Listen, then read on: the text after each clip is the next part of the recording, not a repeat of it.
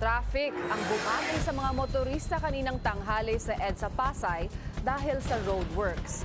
Kaya ang ilan sa kanila nagtataka kung bakit may operasyon sa EDSA Rehab Program ng ganoong oras, gayong hindi naman kasama ang unang inanunsyo ng DPWH. Ang detalye sa Agenda Weekend Report ni Ian Maghanoy. Nagmistulang nasa gitna ng sunog ang southbound lane ng EDSA Ross Boulevard sa Pasay City ngayong linggo. Halos mabalot kasi ng alikabok at usok ang kapaligiran ng kahabaan ng kalsada nito mula sa isinasagawang concrete cutting at rubberized sealant application sa gitna ng tanghaling tapat. Sarado pa rin ang dalawang inner lane nito mula sa operasyon, dahilan para bahagya itong magdulot ng pagbigat ng daloy ng trapiko.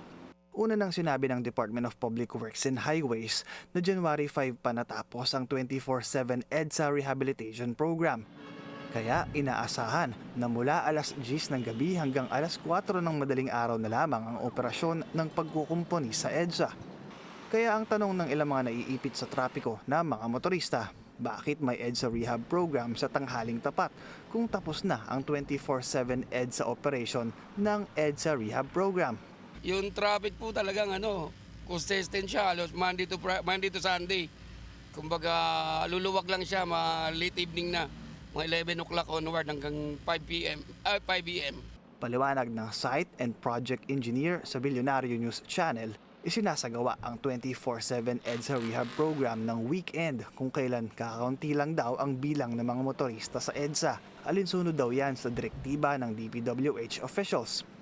So ngayon, nagpapatuloy ang pagkukumpuni sa lugar kahit daytime. Buong maghapon namang naka-standby sa emergency parking space ng southbound lane ng EDSA Taft sa Pasay City ang mga modern asphalt overlaying equipment para sa nightly deployment sa nagpapatuloy na EDSA Rehab Program. Isinailalim na rin sa 4 na pulgadang road milling ang southbound lane ng EDSA Orense sa Makati City bilang parte ng rehabilitasyon. Dahilan para bahagyang mahirapan ang mga motoristang dumadaan dahil sa lubak-lubak na surface ng kinukumpuning kalsada. Yung kanina po, napansin ko lang, delikado po yung yun nga po, yung paangat.